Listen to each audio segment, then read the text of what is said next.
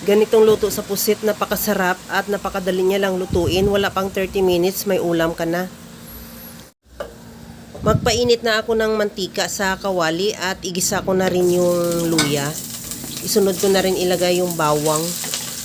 Ihalo hanggang sa maglabas lang ng aroma.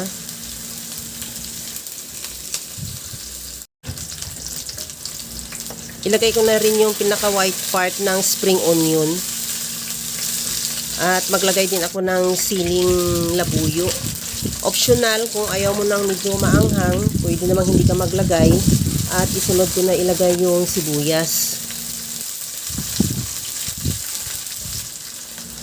Timplahan ko na ng toyo, oyster sauce,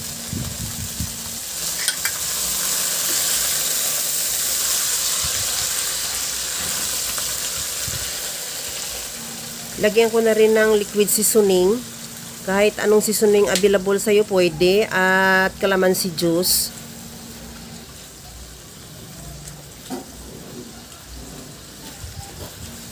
Ilagay ko na rin yung pusit.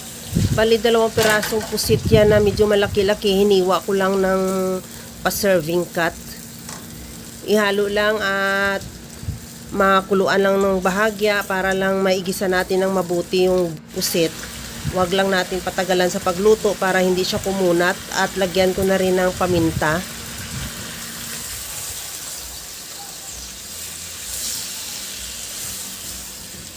Okay na tong pusit, luto na. Ilagay ko na rin yung bell pepper. Bali 2 piraso yan. Hiniwa ko lang kagaya lang yan sa nakikita mo. Ihalo lang hanggang sa maluto at wag lang i-overcook para mas masarap pa yan yung bell pepper pagka medyo crunchy siya pag kinain na natin. Okay na to. Mag-garnish na lang ako ng spring onion.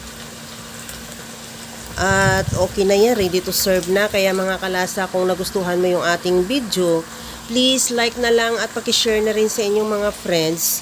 At kung bago ka pa lang sa aking channel, subscribe na at i-click mo na rin ang bell button para sa mga notification.